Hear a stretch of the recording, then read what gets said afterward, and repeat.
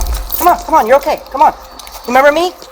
The woman who emerged after more than a minute of silence was Danielle Roberson, the mother of the child who had just been brought home by police, without clothing, in extremely unsanitary condition, and whose whereabouts in the heat were unknown. What stunned the police wasn't just the child's condition, but the fact that they seemed to have seen this scene before. And as the body camera continued to record, every detail of Danielle's reaction, explanation, and closing of the door began to raise a more terrifying question than how the children had gotten out. The video addresses allegations of child neglect and lack of care, along with the response of authorities and child protection services. There are no graphic images, but the real-life situation may be disturbing.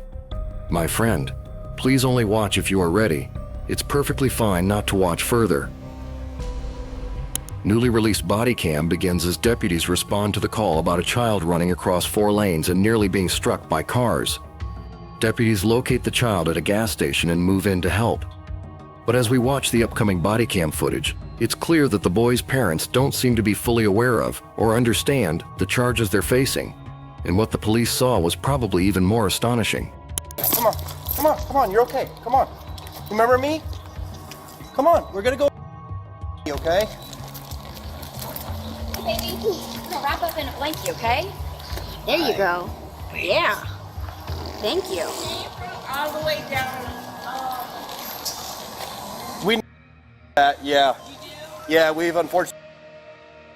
Okay. So, Officers guide the child and wrap him in a blanket. Deputies state the child's exact age is unclear, but they say he was in extremely unsanitary condition. Officers also seem to recognize the child and appear familiar with where he lives, suggesting a similar incident has happened before. The footage then shows a deputy arriving at the home.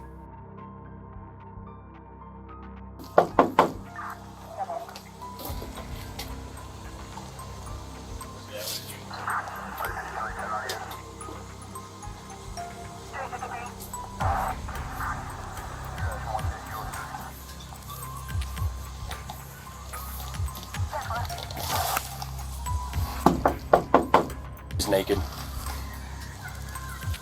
The delay in answering the door, combined with a child without clothing left outside, raises concerns about supervision and response awareness inside the home.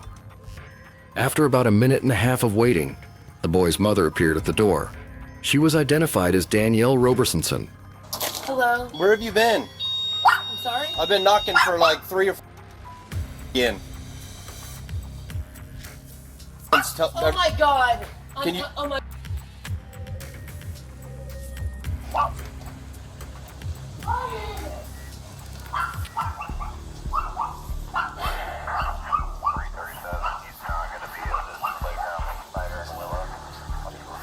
You got contact? Yeah, but she closed the door on me and went back. Locked it. Stop.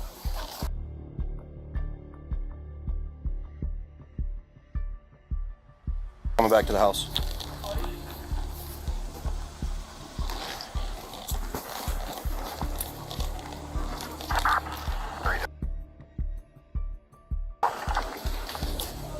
It's 10-4. I don't have eyes on.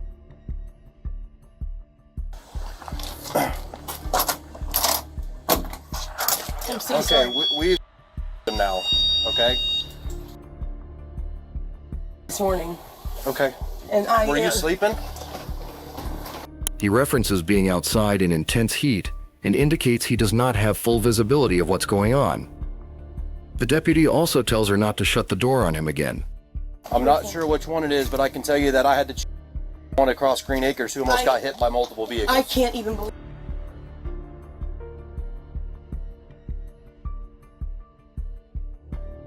Sick. Okay, were you asleep? No, I've been in the. Like, all night long, and. Can you secure the dog, please? You're not going to shut the door on me again. I'm not trying to. I'm I trying get that. to. I get that. The deputy police officers also found another of Danielle's sons wandering around the neighborhood, and he too was in extremely unsanitary condition. Hey, you want to come over to my car with me? Can you come on over here in my car? Hey, what's your name?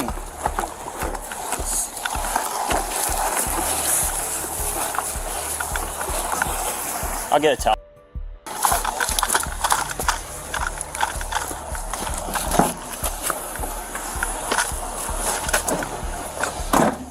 A deputy brings the second child toward the patrol car and asks his name. Like the first child, the second child is wrapped in a towel and escorted back home. The interior of the house is not shown due to redactions. During the deputy interaction inside the home, her husband Jacob Roberson arrives. You're roughly saying this is not the first time something like this has happened. There's been other. Yeah. I got you. It's happened. The house, man. Yeah, no, I got you. Most people just don't understand. It's hard. I mean, we have the lock. I mean, the doors are drilled shut in the back and the front they're all locked. So Jacob explains they have taken measures to stop the kids from getting out. He says the doors are locked and even drilled shut. Jacob's focus on prevention rather than hygiene or monitoring suggests that the top priority was limiting movement rather than addressing basic care and living conditions. A detective arrives and speaks with both Danielle and Jacob. The detective indicates that Florida's Social Services Agency, DCF, will be contacted. So as far as today goes, whenever you left to go run and grab breakfast, everybody was up and around and everything's fine? yeah, I mean, early. Okay. You stay here every night though, right? Yeah. This is like your house? This is my house. Okay. Yes, sir. Okay, cool. I'm just trying. Oh yeah, like I said, I'm just now meeting you guys. I got to try to paint a full picture. Yeah, absolutely. Documented everything like it needs to be documented, but just because we got out today and we're wandering around, DCF's going to come too. Okay. They're going to come talk to you guys and just do something like that. Yeah. You said y'all planned it before. Yeah, I mean, we've been begging for help, like some way to not running away. I mean, the other couple times it's happened, got out and went out through the fence that was now next door. So this is like the first time. It's just kind of the matter-of-fact aspect or attitude the father had. The cops are at your house, at your residence, and you're on your phone, you're checking things, you think nothing of it. And then I like how he started cleaning up around the area. Like now I'm going to start picking up around this.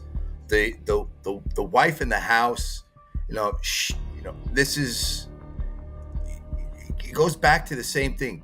Parenting, the lack of these individuals who know how to parent or really a responsibility is so lacking.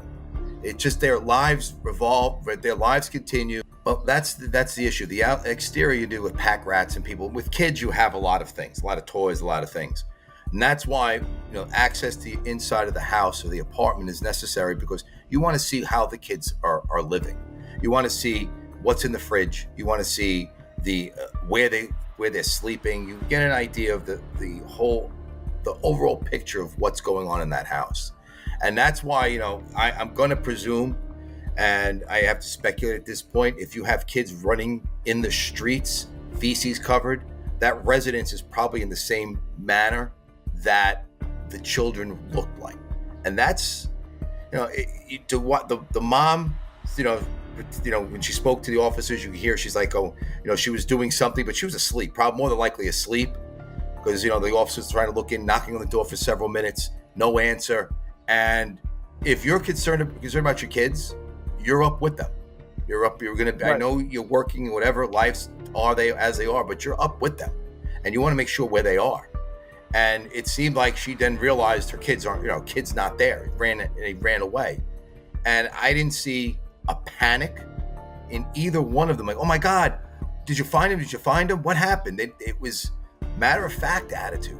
And you've got multiple officers at your house and they find your kid, I'd have a little bit more concern. And it seemed to be the lack of concern was very telling. The detective asks Jacob whether, when he left to get breakfast, everyone was awake and seemed fine. Jacob says yes and confirms he stays there every night and that it is his house. The detective says they are trying to build a complete picture, are documenting everything, and reiterates DCF will come to speak with them. Jacob says they have been asking for help and references earlier times the children got out, previously through a fence that is now next door, suggesting this was not the first occurrence. Jacob's acknowledgement that this was not the first time the children escaped reinforces a repeated risk pattern, which is a key factor in neglect assessments and subsequent involvement of Child Protective Services. It is unclear what happened once social services entered the home. Court records later show that both parents' cases were addressed separately. According to Okaloosa County records, Jacob was not prosecuted for the 5 original failure to provide basic care charges.